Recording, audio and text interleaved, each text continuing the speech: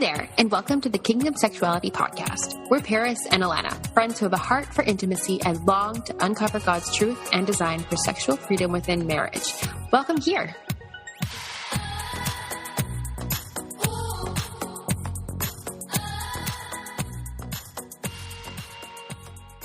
So I put a questions box in our Instagram stories asking for some kind of get to know you questions.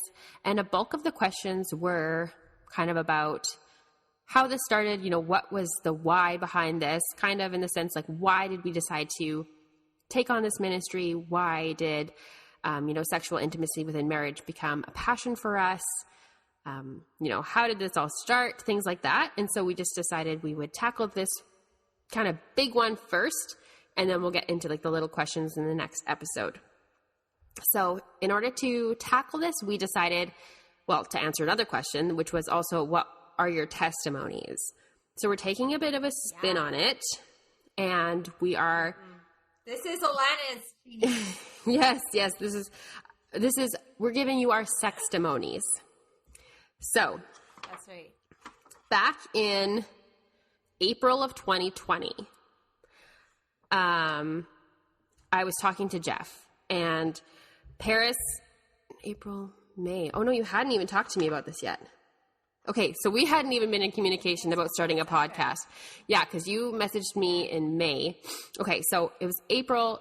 I didn't even know where we weren't even talking about this at all at this point. But I was talking about Jeff and I was to Jeff and I was saying, you know what, I'm feeling really led to talk about like sex and intimacy and this stuff, but I don't know where to go with it and I don't know what to do with it. And he's like, okay, Alana, before you kind of start anything, you need to write this stuff down. You need to figure out, what is this? What would you say? And so that was what was born was my sextimony. So I have what I will read to you because we'll share our own sextimonies. What I'm going to read is what I wrote down in April of 2020 when he told me to write this down. So if it sounds kind of like I'm reading it from a book, it's because I'm reading it from my journal. But I will read you what I wrote back in April of last year. Okay, so I wrote, sex. Who knew a simple 3-letter word could seem so complicated at times? I'm not writing this from a place of having it all figured out, but this is my story, a bit of my sexual journey, if you will. And this journey begins before I had even had sex before, as a mindset. So growing up in a conservative Christian Mennonite church-going home, sex was given a label, and that label was sex equals bad. And either sex was talked about as a big no-no, or it simply wasn't talked about at all. And to make matters worse, we didn't even have sex ed classes in high school. So purity back then was all the rage. I remember signing a, I won't date kind of thing and wanting a purity ring so bad. That was the thing to do, was to have purity on the ring somewhere on your body, or have the purity shirt, or all that jazz. So anyways, so then flash forward many, many years later, and I'm a married woman to my husband, Jeff. And so the day I said I do, sex was magically supposed to go from a thing that, from the sex equals bad to sex equals amazing. And I fully anticipated that switch would magically flip in my brain. Instead, a couple of months into being a newly married woman, I felt confused.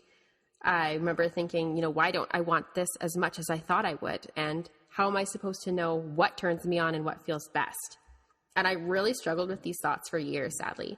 Sex was supposed to be this fun thing that I wanted to do 3 times a day, but instead it became a struggle. And it wasn't like it was wasn't good. It was always fun, and it was a beautiful way to reconnect and, become one with my husband. It was always fantastic in that sense. But I remember having a feeling that there had to be more than what was happening, but I didn't know how to figure it all out. So zip forward years again, and we're in just about year 6 of our marriage, and our sweet baby boy was born. During the weeks following our baby's birth, I decided it was due time to do some research. So we couldn't have sex because I was still recovering from pushing my 8-pound 6 baby out. But I could learn all sorts about sex. So I was more prepared for when we could again. It was like having our baby was a bit of a restart of sorts for us. So I became a sponge. I listened to tons of podcasts so I could start feeling more equipped.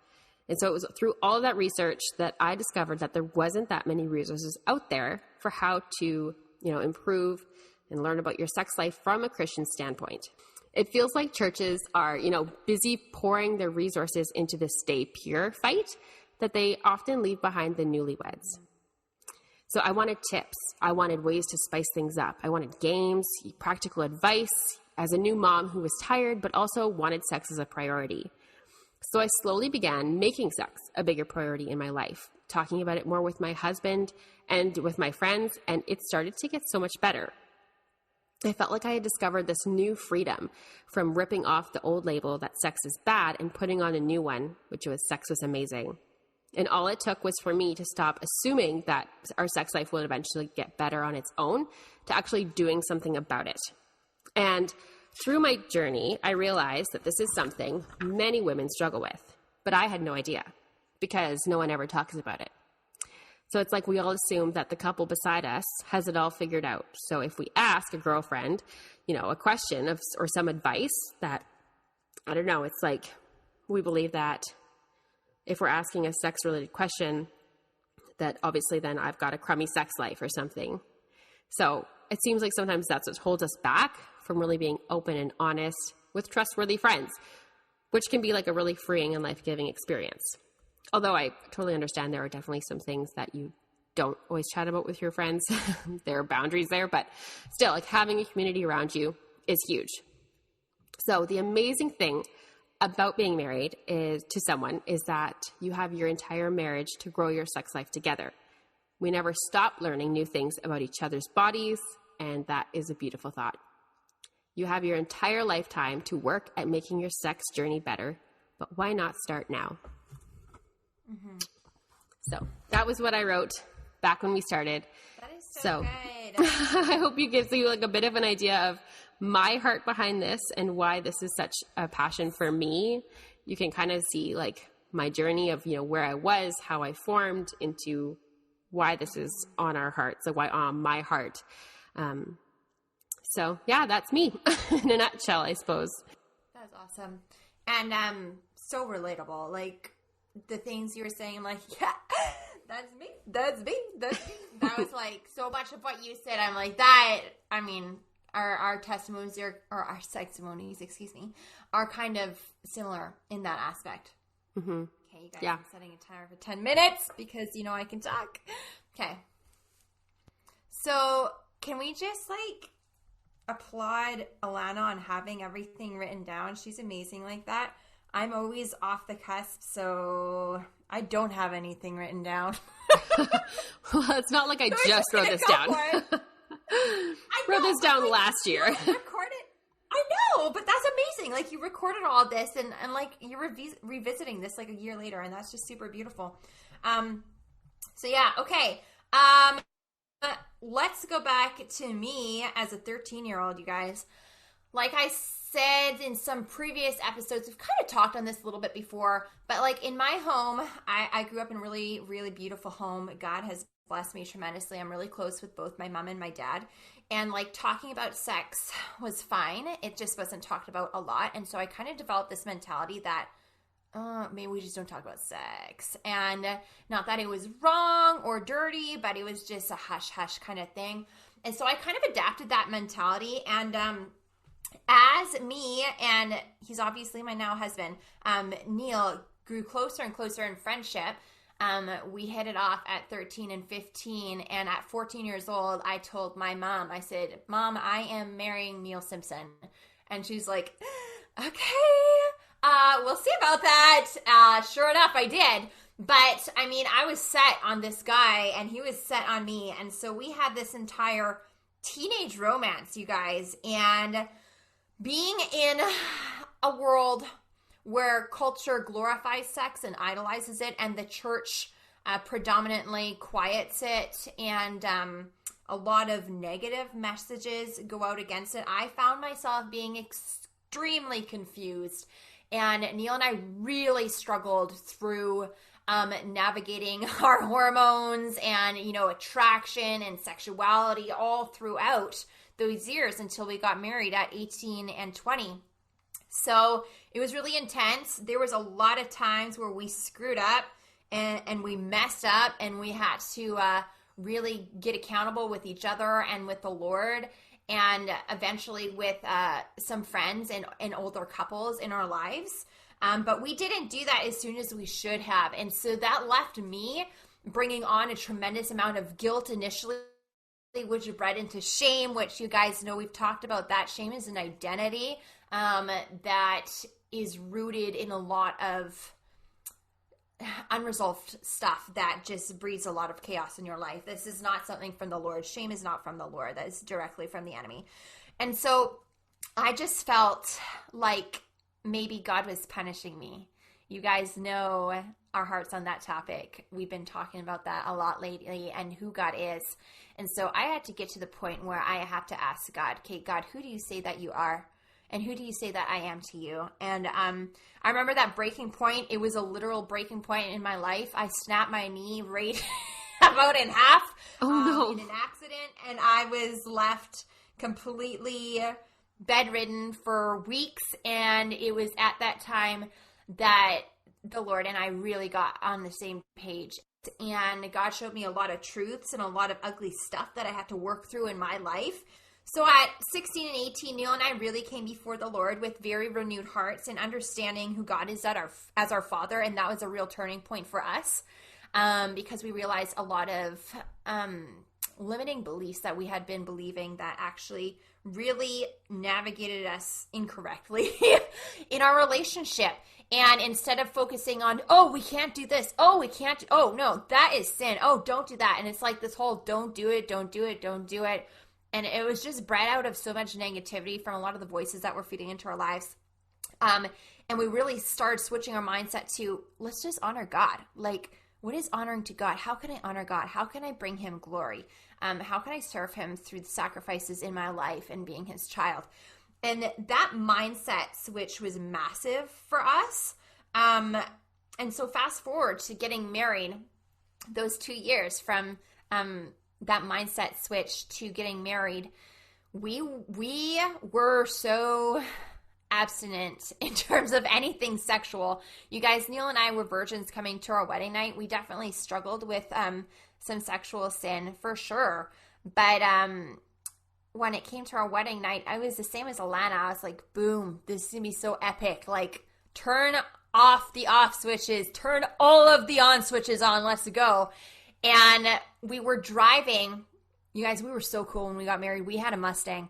So we were driving in our Mustang to the hotel, which is an hour away. And I remember just looking at Neil and just feeling like shook. And I was like, there's no boundaries between you and I anymore. Like, we can be as intimate as we want, and it's fine now. And he just looked at me, and I looked at him, and I just got like the goosebumps. And I was like, I feel so overwhelmed right now. I don't know how to navigate through this mentally. And so we get to the hotel room, and sure enough, I had a meltdown because I was so overwhelmed, and there's just like so much. I was also exhausted, you guys. I love to dance. Neil dances because he loves to see me dance. That's the only reason why he dances. But we danced till like 3 a.m. on our wedding night, and it was just the most beautiful worship session ever. We would just enjoy and thanksgiving to God. But we exhausted ourselves, and so that didn't help. Wedding night came, and it was pretty much a catastrophe. And I cried, and Neil held me, and that's what we did, you guys. And I do want to emphasize normalizing that it's okay not to have sex on your wedding night. And if I could go back in time and change something, it would have been to be present with my husband and how we were each feeling and those emotions over trying to, perform to what we thought the wedding night expectations should entail. Right. Which is another huge limiting belief that I had going into the wedding night. Anyway, so our early years of marriage really reflected all of that. It was really changing our mindset around the freedoms that we now had within marriage and really breaking a lot of those boundaries. I still had shame to work through, you guys, that I didn't realize I was carrying from our dating years. And even our early, like our wedding night, that actually caused a lot of controversy in my heart and a lot of tension in my heart that I really struggled with. And so we carried that burden for the first couple years of our marriage. And it really played a toll on our sex life. Like, we were intimate and we loved the heck out of each other. We still do. Like, there was no questioning that.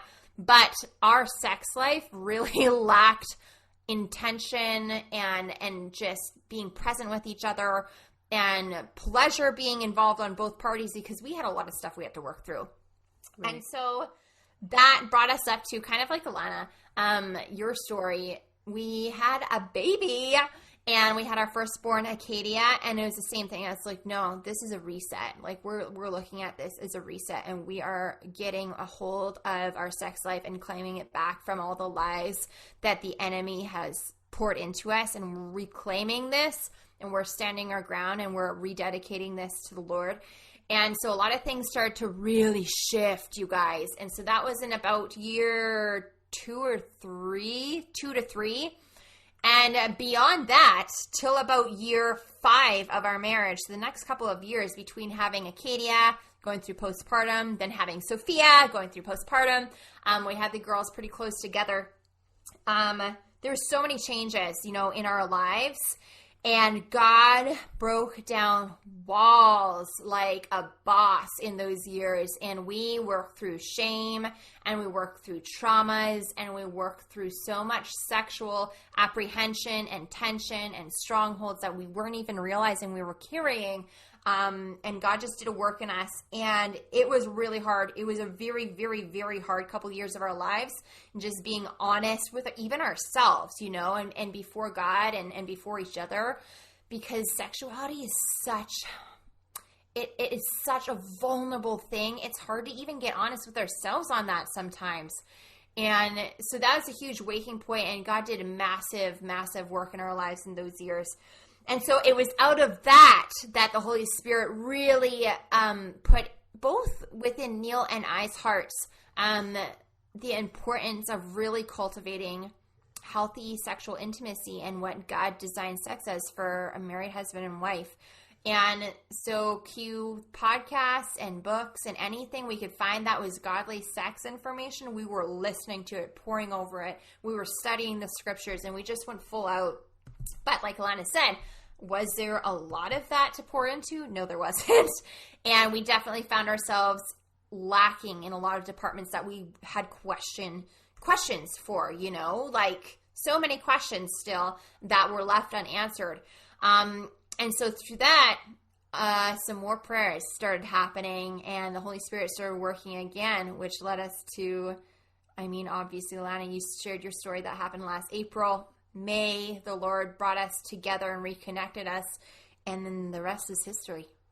So with that, whatever mindset maybe you guys came in on this ministry of ours with, that God's ordained, it's very easy to see people and assume that they have it all together and that you're the only one struggling. Alana shared that she felt like that. I felt like that too, like very much so. And we're here to tell you it's not true. Like Alana and I just shared with you some of our stories, and that's just touching the tip of the iceberg, you guys. You guys didn't see the tears and the fits and like just begging on our knees for redemption. Like there's all of that too. It's a messy story for both of us. Like there's messes with on all of this. So I think it's important to remember that Alana and I each came to this out of a sense and a place of brokenness, in a sense, if I could say it in that way. And the Lord seen that, and he is always the missing puzzle piece to that broken puzzle. And he answered both of Alana and I's prayers. And as we were asking the Lord to just show us more and or give us ministry or whatever it was that was on our hearts at the time, and he really knit our story together, you know, and gave Alana and I each a huge passion for this topic, and realizing that through our own brokenness, how many other women and men and couples were broken in this area of their lives too, but felt like they couldn't talk about it because, quote unquote, so many people don't talk about it.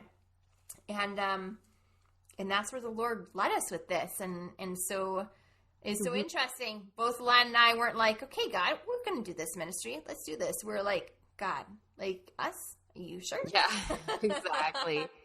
That's just it. And I think too, like, if you think, like, obviously our pasts aren't perfect. Like our Sextimonies come with their own little speed bumps and detours and whatever. And that's still the case. Like, we still don't have it all figured out. We still go through ruts. Like I was, you know, like there's still times where we, you know, we need those resources still. We look for ways to spice things up, you know, but having this helps, you know, where you're talking about it with someone weekly, or right. It's just on the forefront of your brain. Yes. But I'd encourage you, if you one, haven't really talked to your spouse about, you know, it, like sex, like if you don't really communicate about it, I would really encourage you to do that, and to get really open with, like people around you, like people, you just assume everyone else has just got it all sorted, but like no one's got it sorted. So I feel like even just to take that second to connect with your friends and be like, hey, like this is what's going on with me. Like for me, that was a huge eye-opening thing. Like I had friends that were talking about, oh yeah, like I'm working on like a multiple orgasms. And I was like, what? Like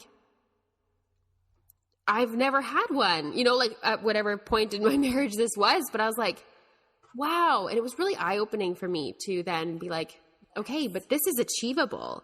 Like this is something I can get there. And it was really like encouraging in that sense too, I found. And it just kind of lit that fire under me that maybe I wouldn't have gotten to on my own, to just hear other people's stories and how they're doing. And you're like, oh, I want to do that. Like I can do that. So I think even just, you know, if you don't have anyone to talk to, message us, like share with us like how it's going or how we can pray for you, because we want to cheer you on in your story. Or if you want to just share your sextimony with us, we'd love to hear it. So yeah, I just really encourage you that wherever you're at, you're doing great. And yeah, no one's perfect. So we have our whole lives to get better at this and grow with your spouse, because that's the beauty of it, right? You have your whole life to grow together. So I think that's a really beautiful thing. Yeah. Like that was probably a huge takeaway.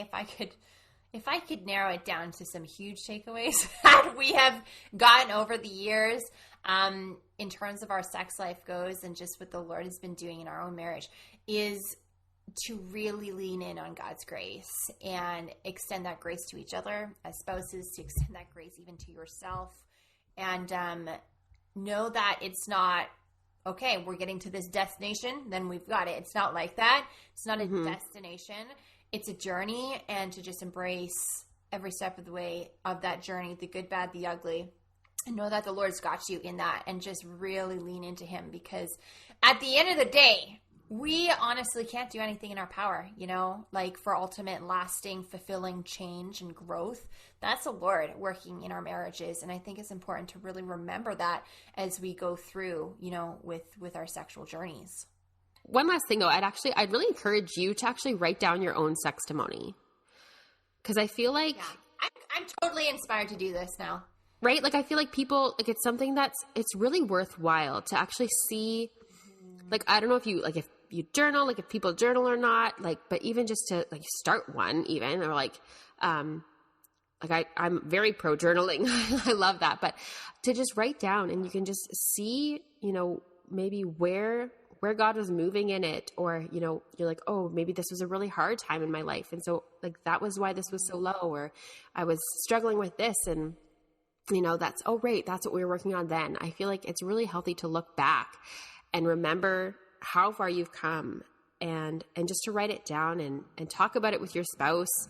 Yeah, I think it can just be a really beautiful way to see where you've come in your sex life, which is something I didn't ever think I would write down. But I'm so grateful to have written it down, because now I can look back and and see this really nice little summed up way that God was moving in me and Jeff and growing us and, moving, in me even before I was married. So I don't know. I think it's a really powerful way to just step back and just see where God was in your entire story. Hey friends, thank you so much for hanging out with us as we dive deeper into meaningful, godly intimacy, tackle the hard questions, and embrace truth while we're at it. We're also on Instagram at Kingdom Sexuality. You'll find our Instagram handle below in the show notes, where you'll also see any other resource links we may have mentioned in today's episode.